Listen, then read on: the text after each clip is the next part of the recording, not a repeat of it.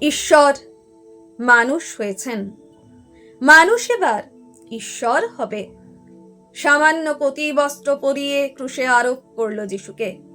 চারটে সৈন্য যারা তদারক করছিল, তারা বসলো যিশুর পোশাক নিয়ে ভাগাভাগি করতে। কেউ নিল বহির্বাস, কেউ কোমর বন্ধ, কেউ পাগড়ি, কেউ জুতো। কিন্তু জামাটা কে নেবে? কি সুন্দর জামাটা! এক হোর সেলাই নেই কোথাও, সমস্তটা একসঙ্গে বুনে তোলা, বুঝি ওর মার তৈরি। কিন্তু জামাটা তো আর ছুঁড়ে 4 ভাগ করা যায় না। এসো আমরা জুয়ো খেলি, দেখি কার বরাত খোলে। যিশু নিদারুণ যন্ত্রণায় বিদ্ধ হচ্ছেন, আর তারই ক্রুশের নিচে বসে জুয়ো খেলছে সৈন্যরা। নিপীড়িত মানুষের মধ্যে কাঁদছেন ঈশ্বর, আমরা সেদিকে দেখছিও না তাকিয়ে। কে কোন ভোগ্য বস্তু আয়ত্ত করতে পারি তারই ফিকিরে বসেছি জুয়ো খেলতে। চরম মুহূর্তেও পাপীকে ত্যাগ করেন না যিশু। চরম মুহূর্তেও তিনি পাপীর প্রতিবেশী, একেবারে বাস্তব কাছটিতে।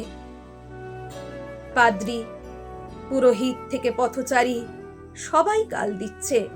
কতই তো বলে বেড়াতে তুমি ভগবানের পুত্র, কই দেখি নেমে এসো ক্রুশ থেকে, পুত্রত্ব দেখাও। আবার বলা বলি করছে, যদি পুত্র হতো ভগবান নিশ্চয় ওকে ভালোবাসতেন, আসতেন সাহায্য করতে। কেউ যখন আসছে না, বোঝা যাচ্ছে ওর বাহাদুরি। যিশু যদি আসতেন নেমে, কি প্রমাণ হতো? প্রমাণ হতো ঈশ্বর প্রেম ক্রুশ পর্যন্তই যেতে পারে, ক্রুশ অতিক্রম করে যেতে পারে না মৃত্যু পর্যন্ত। যেন যতক্ষণ ক্রুশকে বহন করে আনছে ততক্ষণই প্রেম, আর যেই ক্রুশে বিদ্ধ হলো আর প্রেম নেই।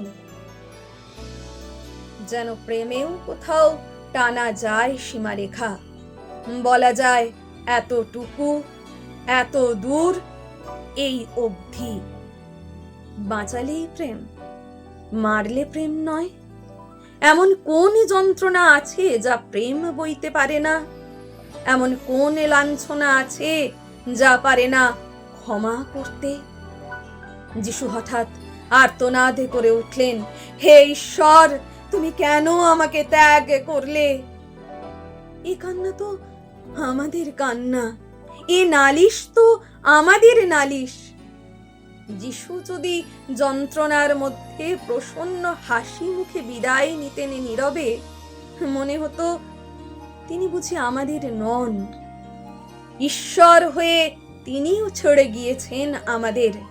তিনি আর্তনাদ না করলে আমাদের কান্নায় তার কাঁদা হতো না, আমাদের রক্তে ঝরতো না তার বুকের রক্ত। মানুষ ঈশ্বরকে হত্যা করলো, মানুষকে ঈশ্বর বাঁচিয়ে দিলেন। মানুষ ঈশ্বরকে দিল নশ্বরতা, ঈশ্বর মানুষকে দিলেন অমরত্ব। ঈশ্বর মানুষ হয়েছেন, মানুষ এবার ঈশ্বর হবে।